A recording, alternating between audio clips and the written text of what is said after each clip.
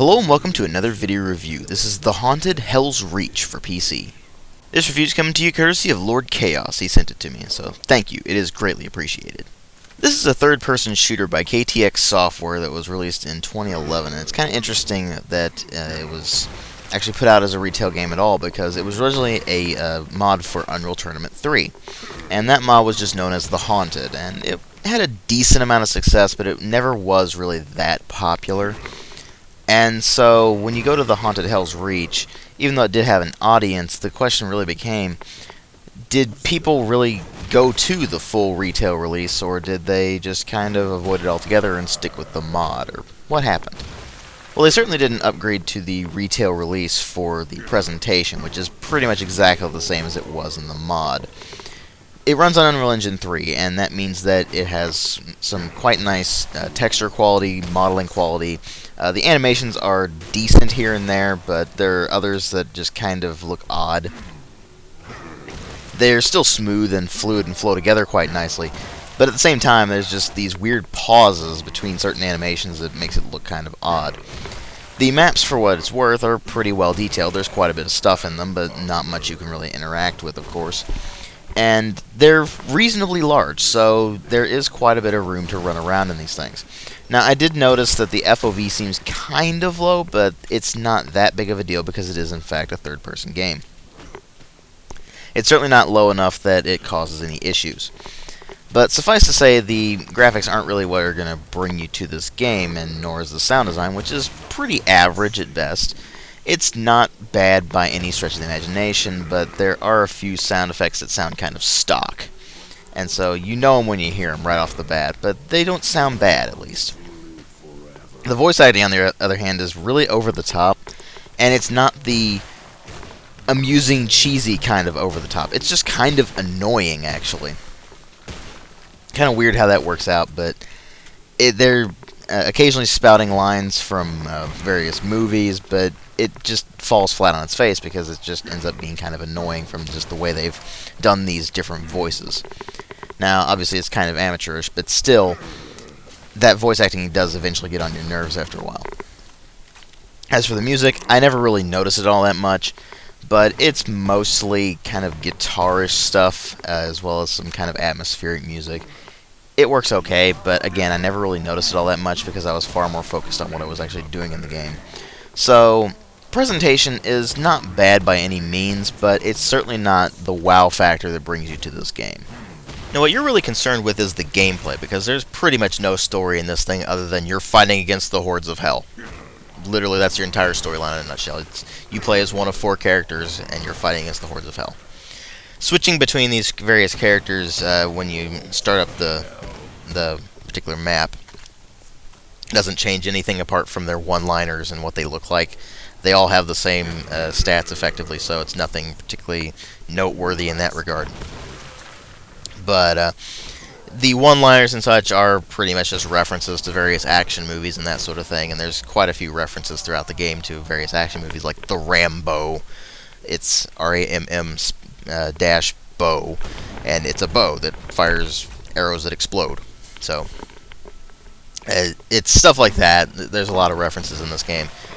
But that's really all that changes when you switch characters, so there's nothing really noteworthy there. But the basic idea of this game is that there are 2 modes of play. The first one is the primary mode, which is a horde mode. It's you playing with up to 3 other players against the hordes of hell, and it's just a wave-based system. You fight off waves of enemies, and over time it gets tougher. You get more variety of enemies as you go along, that sort of thing. There's also a versus mode, which I admittedly didn't get to play. Why? I couldn't find any servers for it. And there aren't really many servers for this game at all. The ones I did manage to find were empty. That's kind of a problem, because that speaks volumes about the game, doesn't it? Anyway, let's talk about the actual amount of the game that I did get to play, which was the single player and some basic co-op.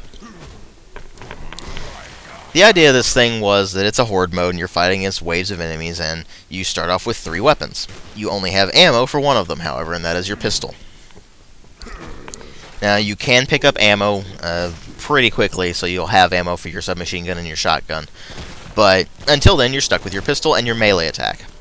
Now, melee can be done in one of two ways. You can either tap it for a quick kick, basically, or you can hold the button down and it will charge up the melee attack, and when you unleash it on an enemy, it'll basically make them explode. So, this game's really over the top, by the way. If you can't tell from the gameplay footage, it's really over the top. But, melee attacks give you just free damage output. There's no cost to them whatsoever. You have infinite sprinting. You can also basically dodge out of the way. It's a slide. When you do a slide, you actually take no damage during the slide. So you could actually just move around the map that way and basically take no damage. It's kind of ridiculous. But you can use the tap melee attack to push enemies back, and if you hit them twice with it, then it will put them into a state where you can finish them off with the use key. And if you do that, then they're insta-gibbed. But if you don't do that and instead hit the melee button again, it enrages them, and then they become way more powerful than they were before. So that's usually a thing you have to avoid. And it's kind of hard to avoid it sometimes. So that's something to keep in mind. But as far as the rest of the game goes, you, like I said, get those 3 weapons, and you can upgrade them over time. You'll get experience points for, of course, taking out enemies, and then you can eventually find a weapon crate that gets spawned. And then whatever weapon you have selected, unless it's the 4th weapon that you can pick up, stuff like the Rambo or something like that, then it will upgrade that weapon. With the pistol, it upgrades it to a burst pistol, then a very powerful revolver, and then it starts to dual wield. With the submachine gun, it upgrades it to dual submachine guns and then assault rifles. And with the shotgun, it upgrades it to various types of shotguns. And over time, of course, the upgrades get more and more powerful, and the enemies get more and more powerful, so the upgraded weapons become much more useful over time. But at the same time, when you start to get these upgrades, you notice something very quickly, and that is that the enemies are really underpowered. They don't take much to take down, and they can't really do all that much damage to you unless you let them do that much damage to you. So, the game actually ends up being really easy, particularly if you're playing by yourself, because if you're playing by yourself, then you don't have to worry about reviving anybody who just manages to be an idiot or something like that. Run into a group of enemies and somehow manage to get stuck or something like that. Or fall off the edge or something like that, but you can't actually fall off the edge in this game for the most part. But for the most part, you're not going to really have any trouble with the enemies themselves. What you might have trouble with is the Chrono Stone. Now, there's 2 different types of stones in this game. You get the Chrono Stone or the Health Stone. Health Stone, obviously, if you break it, it heals you to full health. If you have the Chrono Stone in play, then you want to eliminate it as quickly as possible. You want to break that stone, because otherwise, if you let the stone's time run out, then it will start basically doing environmental damage, like acid rain or lava or something like that. And that becomes a real annoyance, because that makes the game a lot harder. And it's kind of a situation where you just go, well, why is this here? I guess because the game's so easy for the most part. Now, there are also revive stones, which your teammates can go and take out in order to revive you, of course. So that's something else to mention, but you don't get that in single player. You only get it in the co-op mode. Now, one thing I should note about this, a lot of the servers in this game are peer-to-peer. So it's really laggy when you go online. It's just, that's a fact of the matter. It's very unfortunate. So when you have this very laggy game online, then it becomes a real problem when you're trying to play, and you end up screwing up horribly because you can't really do anything. And obviously playing with more players is going to end up making the game a bit harder, because they're going to be running the game on a higher difficulty setting. If you're playing it on normal, it's not that hard. If you're playing it on hard, it gets harder. But that's not really saying much. That's expected, right? But it's a weird situation, because the scope of the game is so limited that there's not really a lot they could have done with it. And it's a retail release of a mod, which was already pretty much content complete anyway, and they didn't really do anything to differentiate this from the mod. So my guess is that most people just stuck with the mod. because it's one of those things where it's a mode that you tack onto something. It's not a mode that you make a standalone game. And unless you get this thing on sale, or unless you're a really big fan of this type of thing, then I really can't recommend it all that much. It's not bad, don't get me wrong. There's nothing really bad about it.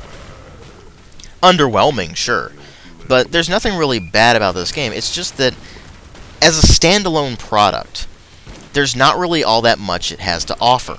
And there are other games out there that do this type of thing better and only have that as a mode rather than the whole shtick of the game.